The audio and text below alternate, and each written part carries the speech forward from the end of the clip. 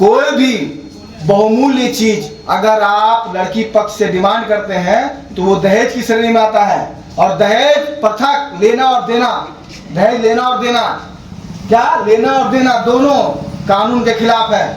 5 साल की सजा इसमें। मुंह से बोल रहे हैं कि हम दहेज के सख्त खिलाफ हैं। तो बिल्कुल सही है, हम भी बोल रहे हैं। अब दहेज कैसे मांग रहे हैं? अरे एगो फ्रिज दे दीजिएगा, एगो खाली फ्रिज दीजिएगा और फिर दीजिए किसको फ्रिज? अपना बेटी को दीजिएगा। सुन लिया ना? जब आइएगा तो ठंडा पानी आपको। हाँ, तो ये उसके बाद क्या मांग रहे हैं? एगो बाइक दे दीजिएगा, किसके नाम पे? अरे अपना बेटी तो बात को देंगे, हम थोड़ी 100-150 बस। हम लोग सोचे कि 20-25 आदमी आएंगे तो कर धर के निपट जाएंगे, लेकिन तो 100-150 20-25 आदमी तो हमारे घर में है। किसको हम मना करेंगे, किसको लेकर आएंगे? जिसका हम पार्टी में गए हैं, जिसका बारात हम गए हैं, उसको अगर नहीं लेकर आएंगे तो गांव वाला क्या बोलेगा हमको? और एक बात हम बता दे रहे हैं, जो बात है पहले क्लियर हो जाए। अरे जब लड़की को विदा कीजिएगा उसको सजा के भेजिएगा ना। बिल्कुल बेटी मेरी है तो सजा के। हम इसलिए बता रहे हैं कि अगर आपकी बेटी हमारे घर आएगी तो बहुत देखते हैं हमारे अगल बगल के सब लोग आएंगे। भाई कोई कान में पहना होगा, कोई गला में पहना होगा, कोई नाक में पहना होगा, सब सुना था। अब आपकी बेटी देख के तो आप सोच करेंगी कि हमारे माता पिता पिताजी तो आपको कुछ दिए ही नहीं। ऐसा है, बहुत गरीब है। एक सुनिए, एक पैर में पायल, एक नाक में छुच्छी डाल देंगे। तो चाहिए। अरे शादी करने के लिए आप जब इच्छुक हैं तो तैयारी आप कुछ किया है कि नहीं? क्या तैयारी तो किया है भाई साहब। देखिए हम कुछ भी नहीं मांग रहे हैं, आप जो दीजिएगा, अगर एक वॉशिंग मशीन में दीजिएगा ना जी। तो आप अपना बच्ची को दीजिएगा, कपड़ा धोने में उसको आराम होगा। क्या जी। हम अपने लिए थोड़ा कुछ मांग रहे हैं? लेकिन भाई साहब इसके लिए थोड़ा घर में राय कर लेते हैं। हम राय कर लीजिए। देखिए हम नकदी आपसे कोई नहीं कुछ नहीं कहे कि हमको 5 लाख चाहिए या 10 लाख चाहिए। जी ठीक है, आप राय मसला कर लीजिए। जी बहुत लोभी कुटुम्ब है, बहुत कितना मांग रहा है, वॉशिंग मशीन दो, फ्रिज दो। अरे विनोद जी, बड़ा मनोहर हुआ गया है। प्रणाम, अरे प्रणाम। अभी आपका नाम ही हम ले रहे थे, मनोहर बाबू अभी तक आए नहीं।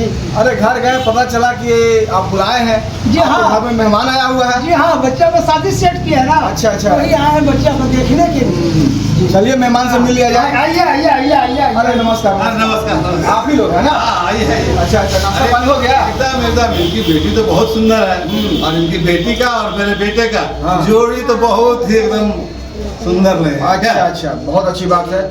आप समझदार भी आदमी बहुत है। एकदम बिल्कुल बहुत समझदार है और उससे भी ज्यादा आप चालाक है। चला। हाँ चालाक। वो कैसे? कैसे? अब देखिए कितना समझदार चालाक आदमी है ये। मुंह से बोल रहे हैं कि हम दहेज के सख्त खिलाफ हैं। तो एकदम बिल्कुल सही है, हम भी बोल रहे हैं। अब दहेज कैसे मांग रहे हैं? अरे एगो फ्रिज दे दीजिएगा, एगो खाली फ्रिज दीजिएगा और फिर दीजिए किसको फ्रिज? अपना बेटी को दीजिएगा। सुन लिया ना? जब आइएगा तो ठंडा पानी आपको। हाँ, तो ये उसके बाद क्या मांग रहे हैं? एगो बाइक दे दीजिएगा, किसके नाम पे? अरे अपना बेटी तो बात को देंगे, हम थोड़ी मांग रहे हैं। एगो वॉशिंग मशीन दे दीजिएगा। अरे वो अपना बेटी को देंगे। हाँ, तो कपड़ा धोने में ये भाई साहब दहेज के सख्त खिलाफ हैं। इतना चालाक आदमी कान ऐसे नहीं पकड़ रहे हैं, कान को ऐसे पकड़ रहे हैं।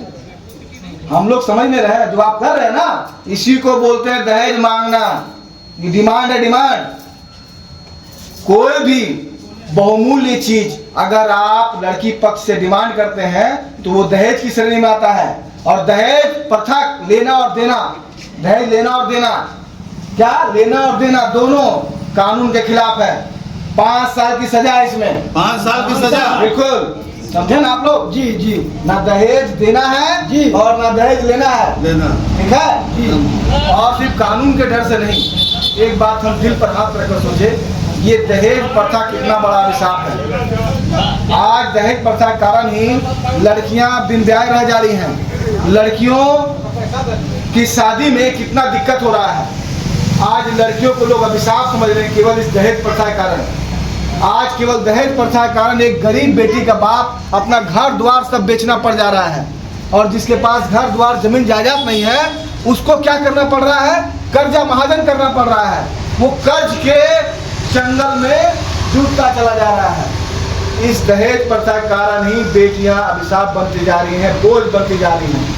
हम सबको मिलकर इस दहेज प्रथा को रोकना होगा, इस अभिशाप को दूर करना होगा। दहेज को दूर करना होगा, समझे ना।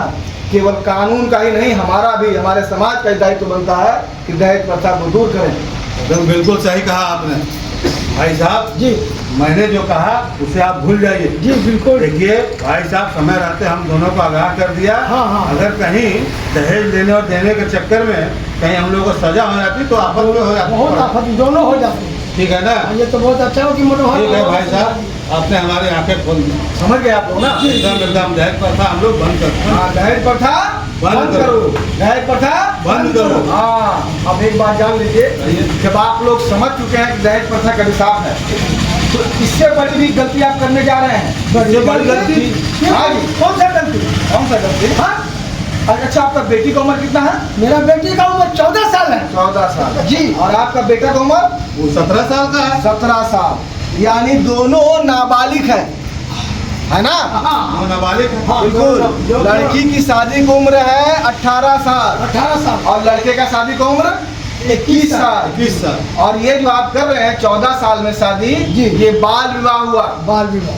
बाल विवाह हो गया, समझे ना जी। और बाल विवाह कराने पर आपको 2 साल की सजा और 2 लाख का जुर्माना। 2 लाख का जुर्माना। बिल्कुल। 2 साल का सजा। हाँ, अरे बाप रे, तो आप तो बहुत अच्छा किया कि हमको एक नहीं 2 अपराध करने से बचा लिया। बचा लिए।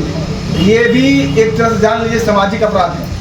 जब किसी बच्ची का बचपन में कम उम्र में शादी हो जाता है जी। तो वो मानसिक रूप से, शारीरिक रूप से या सामाजिक रूप से तैयार नहीं रहती है शादी के लिए। जी। अगर उसको शादी कम उम्र में कर दीजिएगा जी। तो गर्भ धारण का खतरा भी बढ़ जाता है। जी। वो गर्भ धारण करेगी तो प्रसव के समय में हो सकता है उसकी मृत्यु हो जाए, जी। बच्चे की मृत्यु हो जाए। नहीं भी होगा तो वो कई तरह की बीमारियों से ग्रसित हो जाएगी। जी, जी। परिवार को सही से संभाल नहीं पाएगी क्योंकि वो परिपक्व नहीं है।